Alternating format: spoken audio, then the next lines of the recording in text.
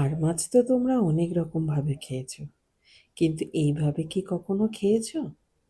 কথা দিচ্ছি, তোমরা যদি এইভাবে একবার বানিয়ে খাও, তাহলে যখনই বাড়িতে আর মাছ আনবে তখনই এভাবেই খেতে চাইবে।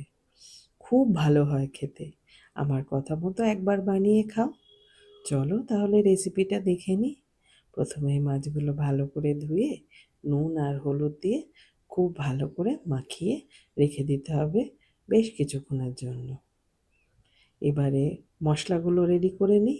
একটা মাঝারি পেঁয়াজ, একটা বড় টমেটো, 4 টুকরো রসুন আর 1 ইঞ্চি মতো আদা নিয়ে নিয়েছি, যেটাকে মিক্সিতে পেস্ট করে নেব। আর রেগুলারের মশলা নিয়েছি জিরে, ধনে, লঙ্কা গুঁড়ো, হলুদ গুঁড়ো, একটু কাশ্মীরি লঙ্কার গুঁড়ো আর নিয়েছি একটু টক দই। চলো এবার তাহলে রান্নাটা শুরু করা যাক। একটা কড়ার মধ্যে 2 টেবিল চামচ সর্ষের তেল দিয়েছি। রান্নাটা সর্ষের তেলে করলেই ভালো হয়। তেলটা গরম হয়ে গেলেই নুন হলুদ মাখিয়ে রাখা মাছগুলো দিয়ে দিলাম।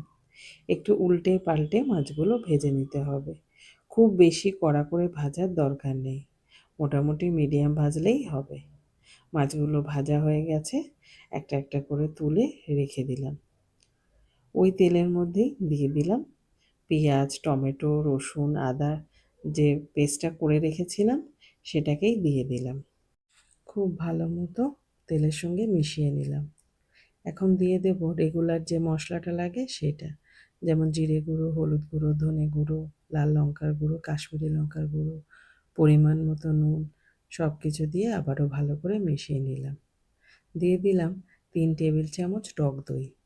সেটাকেও খুব ভালো করে মশলার সাথে মিশিয়ে নিলাম যতক্ষণ না তেল ছাড়ছে।